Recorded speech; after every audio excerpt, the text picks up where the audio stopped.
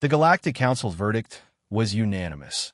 Humanity was too dangerous to remain in civilized space.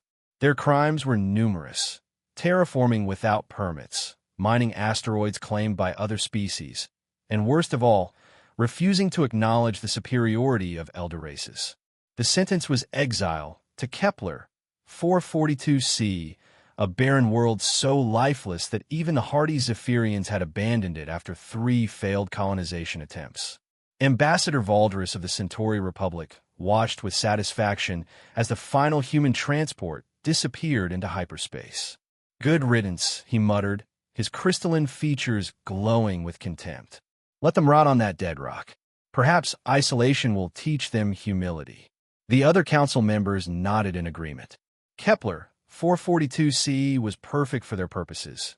No atmosphere worth breathing, toxic soil, temperatures that swung from boiling to freezing, and radiation levels that would kill most species within days.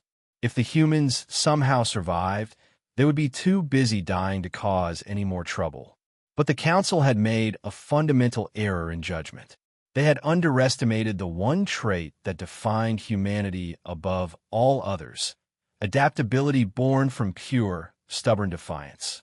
Marcus Rodriguez stared at the readouts on his tablet, dirt streaking his weather-beaten face. 3 years had passed since the exile, and the first crop of genetically modified potatoes was finally ready for harvest. Behind him, the newly constructed biodomes stretched across the horizon like glittering jewels against the rust-colored landscape. "The atmosphere processors are running at 90% efficiency," called out Dr. Elena Vasquez from across the settlement. "We should have breathable air in sectors 7 through 12 by next month." Marcus smiled grimly. The other species saw a dead planet. Humans saw a challenge.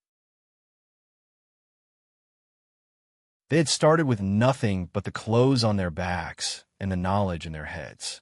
No advanced terraforming equipment, no government funding, no support from the galactic community. Just 10,000 exiled humans and an unforgiving world that seemed designed to kill them. The first year had been hell.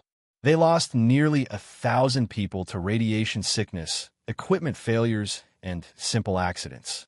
But for every human who fell, 2 more stepped forward to continue the work.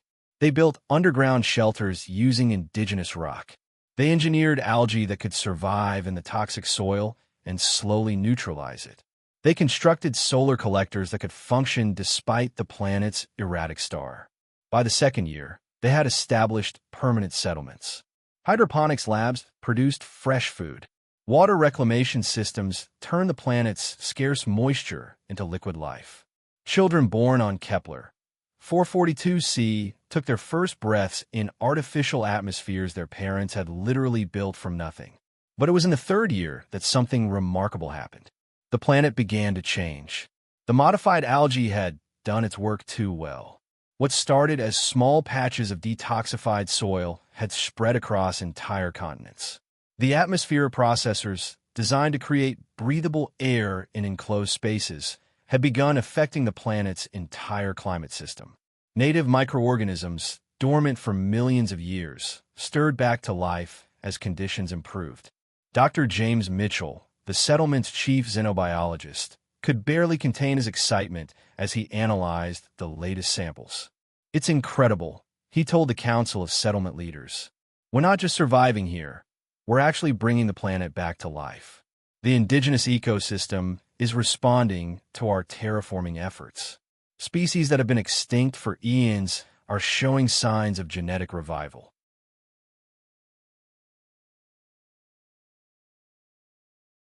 Word of humanity's success eventually reached the Galactic Council through merchant traders who refused to honor the embargo.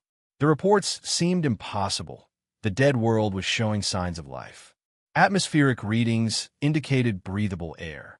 Long-range scans detected vast agricultural installations and thriving cities. Ambassador Valdris stared at the data in disbelief. "This is impossible," he whispered. "Nothing can survive on that planet. We made sure of it." But the evidence was undeniable. Humanity had not merely survived their exile. They had transformed their prison into a paradise. On Kepler 442C, now renamed Haven by its human inhabitants. Marcus Rodriguez stood atop the highest tower of New Geneva and watched the sunrise paint the sky in brilliant shades of blue and gold. The air was clean, the soil fertile, and the horizon dotted with forests that hadn't existed for years ago. The Galactic Council had tried to destroy them by abandoning them on a dead world. Instead, they had given humanity exactly what they needed, a blank canvas on which to prove what they could accomplish when left alone.